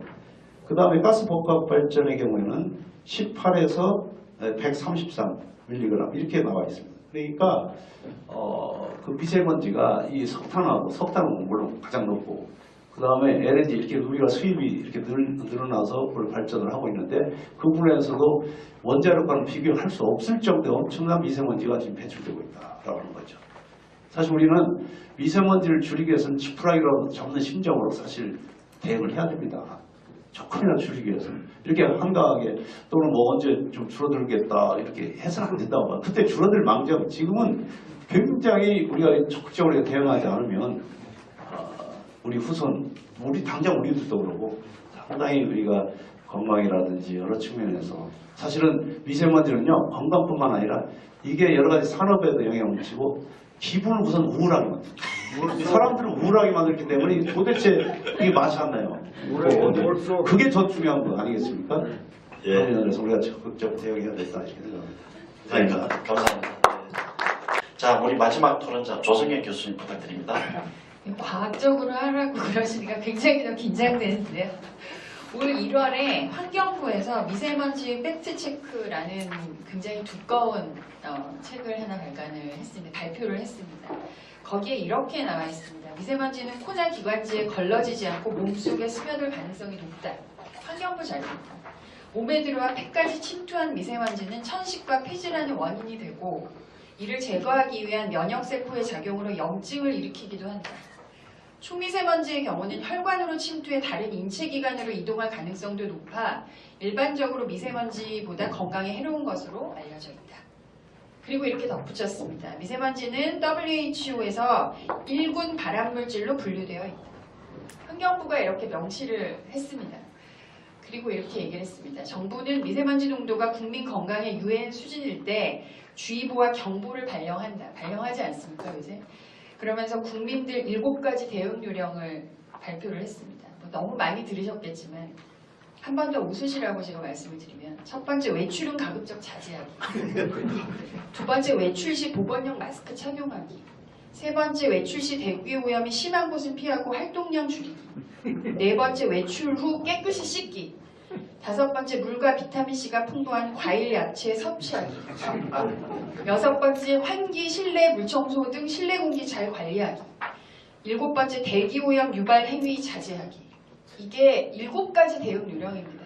그러니까 앞에서 엄청나게 사실 겁을 주지 않았습니까? 그러니까 우리가 이게 미세먼지가 정말 정유은 교수님 말씀대로 진짜 얼마나 위험한가 이걸 떠나서 정부가 일단 이렇게 해놓고 대응 요령으로 이렇게 얘기를 했습니다. 아무리 봐도 일단 미세먼지가 배출되고 나면 우리가 할 수 있는 뾰족한 수는 없어 보입니다. 환경부가 그 예보, 미세먼지 예보를 하는데요. 하루에 혹시 몇 번 미세먼지 예보, 전국 19개 권역을 대상으로 몇 번 예보를 하시는지 아십니까? 4번이나 합니다. 4번을 하는데요. 5시, 11시, 또 5시, 11시 이렇게 하는데 오늘, 내일, 모레 예보까지 합니다. 그리고 예보 등급은 다 아시는 것처럼 좋음, 보통, 나쁨, 매우 나쁨 4단계고요. 그러면서 이렇게 밝혔습니다. WHO 기준에는 미세먼지 좋음 혹은 나쁨 등의 구분이 없다. 그런데 우리는 선진국 위해성 기준과 미세먼지 등급을 근거로 설정했다. 이렇게 얘기를 하면서 좋음에서 보통은 일반인뿐만 아니라 민감군, 이렇게 좀 약하신 분들도 영향이 유발되지 않는 수준이고 나쁨은 심혈관 질환 4.7%, 만성 폐쇄성 폐질환 9.4%, 천식 2.4%가 증가하는 이런 수준이랍니다. 우리 매우 나쁨도 굉장히 많은데요. 일 사망률이 5% 증가 수준입니다. 이거는 제가 말씀드린 게 아니라 환경부 그 팩트체크에 나온 내용이에요. 그러면서 뭐라고 얘기했느냐. 미세먼지 예보는 시시각각 변하는 기상상태와 배출량을 복합적으로 다루기 때문에 농도 예측의 변수가 많고 자료와 경험 축적이 부족해 수치 판단의 적중률이 낮다. 이렇게 얘기를 했어요. 그러니까 우리가 매일 확인하게 되는 미세먼지 예보가 딱히 믿을만해 보이지도 않습니다. 또 게다가 미세먼지 나쁨이나 매우 나쁨 예보가 들어도 우리 7가지 대피 요령을 대응 요령을 생각해 볼 때 무엇을 어떻게 해야 위험을 피할 수 있을까에 대해서 굉장히 모호합니다. 기후변화가 더 이상 미래의 위험이 아니라는 거는 우리가 지금 현재 진행형일 뿐만 아니라 이제는 사실은 체감 위험으로 다가왔습니다. 제가 1년 전에 학생들한테 강의할 때는 여러분이 잘 느끼지 못하겠지만 이런 표현을 했는데요. 작년, 올해 들어와서는 여러분도 다 느끼시겠지만 이렇게 바뀌었습니다. 폭염이 지속되면 광학 반응이 활발하게 일어나서 2차 생성 미세먼지가 증가할 가능성이 높다고 이것도 환경부가 설명했습니다. 기후변화로 인해서 동아시아 지역의 대기 흐름이 정체돼서 미세먼지 농도 악화로 이어졌다는 연구 논문이 발표되고 있다면서 뭐라고 얘기했느냐. 중국 동부 지역의 미세먼지 배출량과는 별개로 더 늘든지 줄든지 별개로 기후변화로 인해서 한반도 미세먼지 농도는 증가할 것이라고 전망된다라고 밝혔습니다. 미세먼지 문제를 제대로 풀기 위해서라도 기후변화 문제는 반드시 함께 풀어야 되는 게 아닌가라는 것을 사실은 스스로 얘기를 하고 있고요. 결국에 대기질과 기후변화 문제는 통합된 접근법을 쓸 수밖에 없습니다. 굉장히 중요한 부분이라고 생각을 합니다. 정부가 이런 발표를 했습니다. 자, 대한민국에서 대기오염 물질을 대규모로 배출하는 상위 4개 업종. 첫 번째, 그러니까 이건 뭐 순서는 아니고요. 발전업, 제철업, 시멘트업, 원유정제업입니다. 그러면서 질소산화물, 황산화물, 미세먼지 등이 대기오염 물질이다 이렇게 지적을 했습니다. 그러면 우리가 여기서 최악의 경우요. 미세먼지 배출 안 한다고 제철업, 시멘트업, 원유정제업 다 포기한다고 하죠. 절대로 안 되는 거 발전업은 포기할 수가 없지 않습니까? 살아갈 수가 없으니까. 자, 대기오염은 물론 영향을 효과적으로 줄이는 조치를 취하려면 원인이 뭔지, 대기오염 물질이 어떻게 운반되고 변형되는지, 대기의 화학적 구성이 어떻게 변하는지, 오염물질이 사람 생태계 기후에 어떻게 영향을 미치는지 이거에 대한 이해가 먼저 필요하지 않겠습니까? 근데 잘 모르잖아요. 막연하게만 알고 있습니다. 심지어 정책을 펴는 사람도 잘 모릅니다. 사회, 경제, 그 다음에 대기오염을 억제하기 위해서는 대기오염뿐만이 아니라 다른 환경 분야, 그 다음에 기후, 그 다음에 다양한 정책과 연계해서 이게 또 이것만 연계한다고 되는 게 아니고요. 국제적인 문제, 국가적인 문제, 또 지역적인 문제 이런 것들과 다 협력하고 상호 조정된 어떤 활동을 해야 됩니다. 그러니까 여러 분야에서 통합된 접근법과 함께 정책뿐만이 아니라 기술 개발, 구조 변화 여기서 뭐까지 필요하냐면 사람들의 행동 변화까지 사실은 이끌어내야 되는 굉장히 총체적인 솔루션을 필요로 하는 게 미세먼지 문제이기도 합니다.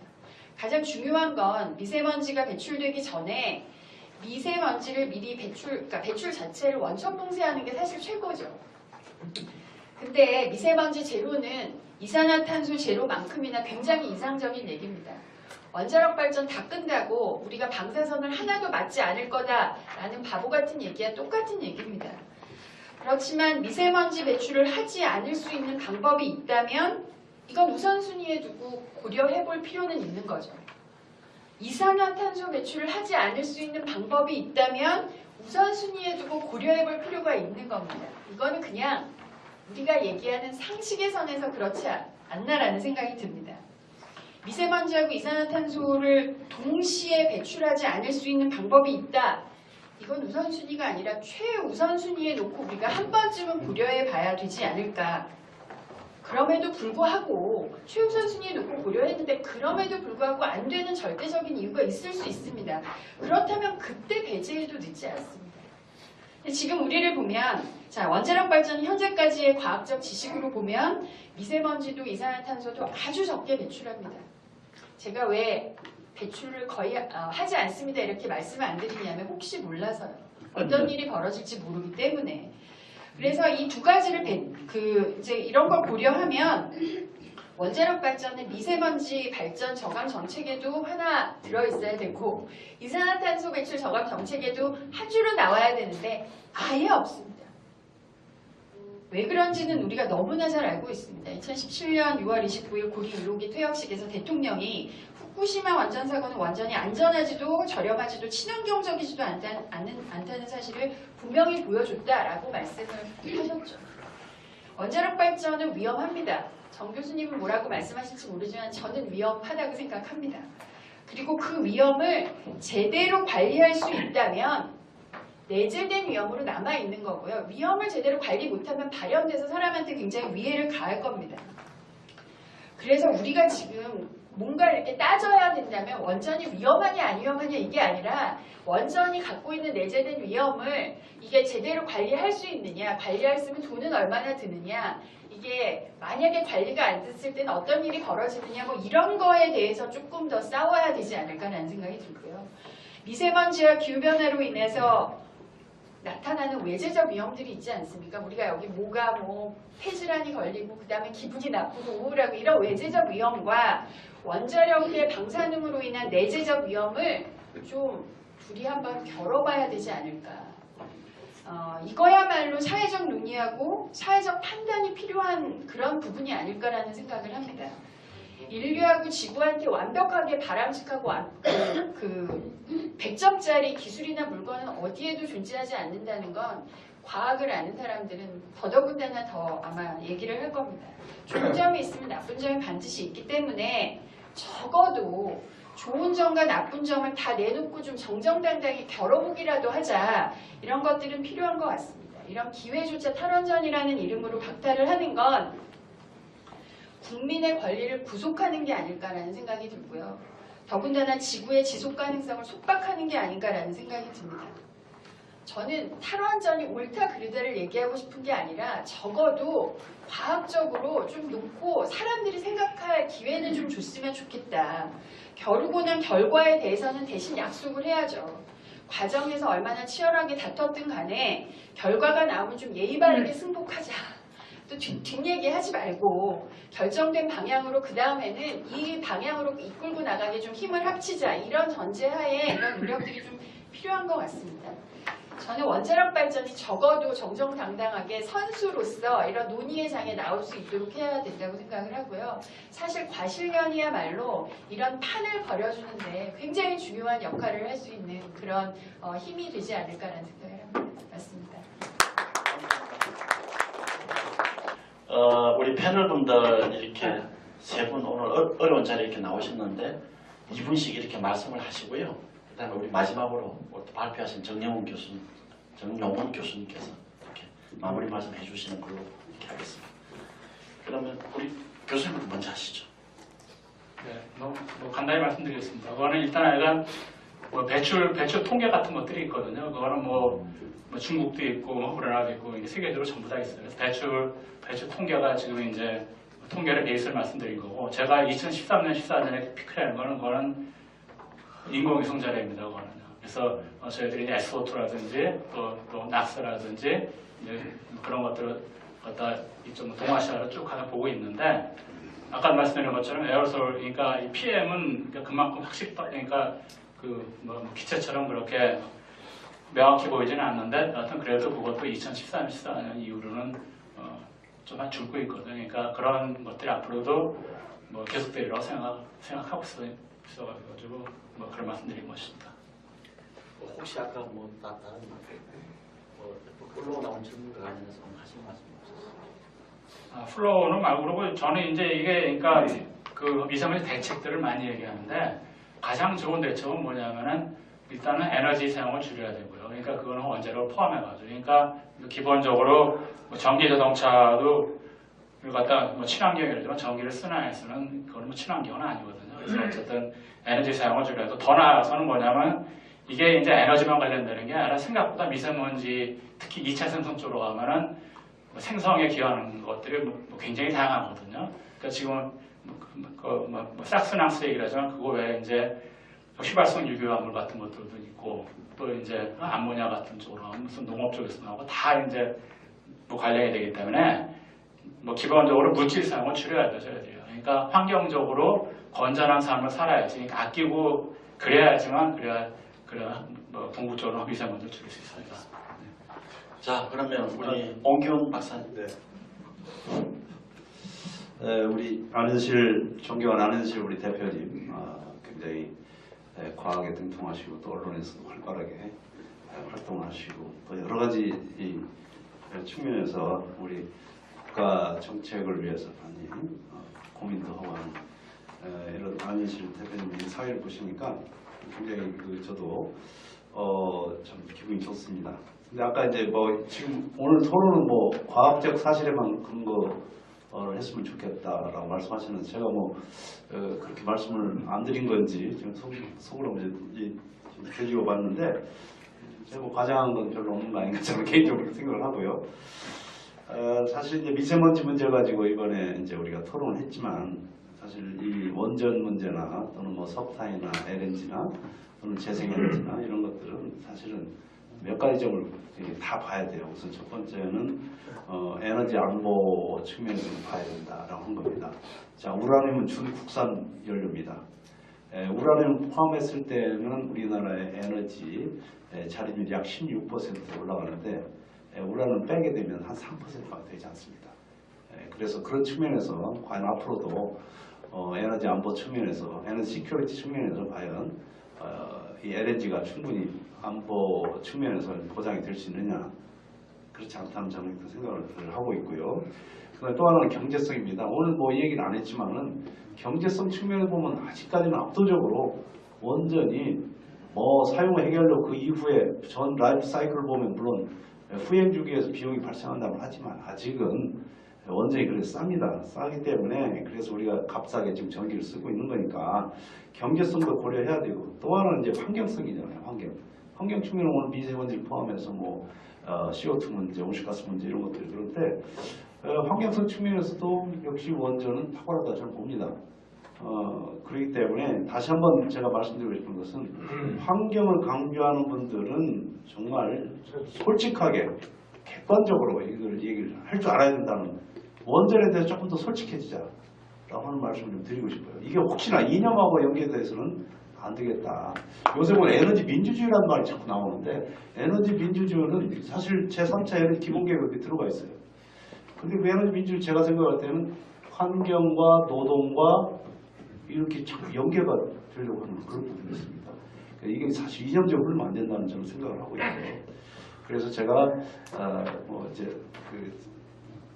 마무리하면서 말씀드리고 싶은 것은 에너지 문제, 특히 전원 연료를 뭘 쓸 거냐 하는 문제는 이걸 종합적으로 봐서 판단을 해야 될 문제다. 이렇게 생각을 저는 하고 있습니다. 예, 감사합니다. 우리 오늘 원기원 교수님은 충분히 과학적으로 말씀을 하셨고요. 사회과학적으로 말씀을 하셨습니다. 네. 자, 우리 조성현 교수. 예, 저는 뭐 우리 지금 다 얘기하는 것처럼 이게 환경 따로 에너지 따로 뭐 산업 따로 이런 게 아니지 않습니까? 그러니까 이게 다 통합적으로 논의가 돼야 되고요. 그러려면 자기 분야의 전문가들이 솔직하게 그리고 용기 있게 좀 목소리를 낼 수 내야지 되지 않을까. 그래야 논쟁도 붙고 뭐 국민들이 판단할 그런 상황들이 되니까 저는 개인적으로 그런 좀 판이 좀 벌어졌으면 좋겠다 이런 생각을 했습니다. 예, 그 판을 과실련이 앞으로 만들어 나가겠습니다. 감사드리고 우리 마지막으로 정용 교수님. 예, 저 아까 나온 질문도 포함했어요. 예, 뭐 저기 다 적어놨는데요. 과연 지금 가능한 답변 다 드리겠습니다. 제일 큰 질문 자체는 사실 현재 미세먼지가 원자력 감축된 것, 줄어든 것과 관련이 있느냐? 제 답은 있지만 눈치채긴 어렵다. 왜냐하면 발전 분야가 현재 정부 통계로서는 15%입니다. 그런데 살펴보면 2014년, 15년 이 무렵하고 지금 늘어난 석탄하고 가스가 대략 한 15% 정도 늘었어요. 그렇다는 얘기는 15%에 15%가 늘어난 건데 그대로 늘었다면요. 그럼 한 2.2% 정도 늘어난 거죠. 2%. 2% 배출이 늘어나서 우리가 눈치를 챌 수 있겠는가? 그건 어렵겠죠. 늘어나긴 늘어났을 겁니다. 원자력이 있었다면 안 나왔을 것이 나왔으니까 그거 맞습니다. 첫 번째로. 두 번째로 그게 우리가 눈치챌 만큼 큰 양이냐? 그렇진 않다는 거고요. 그 다음에 제가 말씀드렸던 그 CO2 감축이라는 것, 이건 대중국 전략하고도 관련이 있습니다. 근데 우리가 문제가 지금 닥쳐 있는 게 뭐냐면 정부가 한다는 대로 다 하고도 지금 한 대략 CO2가 매년 한 3,400만 톤 정도 감축이 비어요. 그걸 할 방법이 없습니다. 제일 쉬운 방법은 지금 공사하다가 멈춰있는 신한울 3, 4호기 그리고 신한울 3, 4호기를 하면 대략 그 양의 한 3분의 2 정도 해결 가능해요.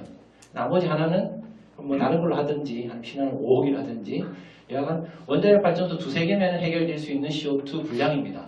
그래서 앞으로 전략에서는 지금 뭐 기왕도 공사 중이었던 거고요. 그리고 또 다른 측면에서도 가치가 또 많은 원전입니다. 그래서 그 공사를 재개하는 것이 가장 좋은 방법이다. 만약 그렇다면은 부수적으로 PM 미세먼지 저감하는 것은 CO2 줄이면은 부작용으로 따라올 겁니다. CO2가 줄어들면 미세먼지 따라서 줄을 거고요. 너무 그것만 쳐다보다 보면 이상한 대책들이 많이 나옵니다. 예를 들어 자동차 이부제. 휘발유차 지금 대전에 들어오겠다고 하는 LNG 발전소 정도 규모가 되면요. 휘발유차로 따지면은 100만 대가 훨씬 넘어갑니다. 경유차로 따져도 10만 대 정도 수준입니다. 그런데 대전에 있는 자동차 숫자 그래봐야 50만 대, 60만 대거든요. 그리고 이부제 한다고 해서 다 지킵니까? 그것도 아니잖아요. 그러면 자동차 이부제를 왜 하느냐? 제가 볼 때는 해야 할 것은 해야 할 건 해야 되는데 할 수 있는 것만 지금 해서 문제예요. 발전소를 이부제 할 수 없지 않습니까? 그런데 가정용 보일러를 이부제 하라고 짝수날 켜고 홀수날 끄라고 할 수도 없죠. 또 공장을 이부제 하라고 할 수 없습니다. 할 수 있는 게 없어요. 없으니까 자동차 이부제 같은 거를 하는데 사실상 효과는 거의 없는 거고 또 수치를 내놓고 예를 들어 원자력 발전이 그간 줄었는데 이거 기껏 따져봐야 2% 정도 수준이다. 그렇다면 그럼 2%를 크게 볼 거냐 작게 볼 거냐 그 다음에 논의로 넘어가야죠. 정량적인 수치 없이 싸우면 이거 끝이 없습니다. 네, 끝이 없어서 정량적인 수치를 가지고 했으면 좋겠다. 그리고 한 가지 제가 단상에 들었던 것은 지금 미세먼지를 좋은, 보통, 나쁜 뭐 이렇게 하는데 만약에 방사능을 가지고 그렇게 했다 그러면 사람들이 받아들였을까? 현재 후쿠시마 방사능 좋은 뭐 이러면은 좋다는 게 결국 이 어떤 형용사적인 표현상에 들어가 있는 것은 정확한 정보라고 볼 수는 없습니다. 그래서 정량적으로 하고 또 비교를 하고 해야지만 우리가 위험 감수성은 키울 수 있겠다. 그 원자력 적정 비율 뭐 물어보셨는데 답은 없습니다. 제가 개인적으로 우리나라에서 30~40% 정도는 적어도 해야 된다고 보고요. 만약에 뭐 프랑스처럼 하겠다 그러면 원자력도 좀 대비를 해서 뭐 프랑스처럼 간다 그러면 7, 80%까지도 갈 수는 있겠죠. 그래서 적어도 한 30, 40% 정도는 유지를 하는 게, 그리고 LNG나 석탄도 최소한의 용량으로 유지를 하는 것이 가장 좋은 조합 아니겠나 생각을 하고요. 북한의 미세먼지에 대해서는 아는 바가 없고요. 우리나라 넘어오는 것에서는 10% 내외의 영향을 준다라는 정부 자료만 제가 봤습니다. 후쿠시마 사고로 방사선에 의해서 사망한 사람은 없고요. 최근에 폐암으로 사망한 작업자가 보상은 받았습니다. 그런데 그분은 후쿠시마에서 받은 피폭 때문이 아니고 일본 정부의 기준이 있습니다. 방사선 작업자로서 일정 수준 이상의 생애 방사선 피폭량이 충족이 되면 이 사람이 사망할 경우에는 보상금 주도록 되어 있습니다. 거기에서 나간 거고요. 후쿠시마 사고에서 추가로 받은 것 때문에 받은 건 아닙니다. 그래서 여전히 후쿠시마 사망자는 0이고요. 뭐 앞으로 그럼 뭐 없을 거냐 기대할 수가 없다라는 것이 유엔의 결론입니다. 그리고 사용 해결료 어떻게 할 거냐. 사실 이 문제는 기술적으로 보면 안전을 따지는 기간은 한 300에서 600년 정도면 충분합니다. 근데 그 다음부터는 이제 플루토늄만 남아있게 되는데 대부분이.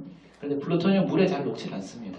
그래서 지하에 들어가 있을 경우에 우리가 우려하는 건 지하수에 녹아서 이렇게 흘러나오는 건데 실질적으로 용기가 깨지더라도 나올 수 있는 플루토늄의 양은 없다고 보시면 되고요. 중간에 어중간한 것들이 조금 있어가지고 나올 수도 있는데 이것도 미미합니다. 미미한 영향이기 때문에 사실상 300에서 600년 정도의 시간적인 기간을 고려하면 되는데 이건 어떻게 보면 기술적인 것과 일반 인식 차이에 굉장히 큰 갭이 존재를 합니다. 앞으로 좁혀가야 될 부분이라고 생각합니다. 예, 뭐 제가 대충 말씀드렸습니다. 예, 감사합니다. 오늘 이 주제를 잡기를 참 잘했다는 생각을 하게 됐고요. 또 발표자분, 토론하시는 분들도 너무 잘 모셨다는 생각이 듭니다. 과실련은 앞으로 시민들이 궁금해하는 이슈들은 뭐 그것이 무엇이든지 간에 이렇게 다루겠다는 말씀을 드리겠습니다. 그래서 오늘 오신 우리 시민 한 분 한 분이 이 과실련 입장에서는 굉장히 소중한 분들이기 때문에 세미나 마치시고 안전하게 귀가하시라는 말씀을 드리면서 오늘 끝까지 참석해 주신 부분에 대해서 감사드립니다. 감사합니다.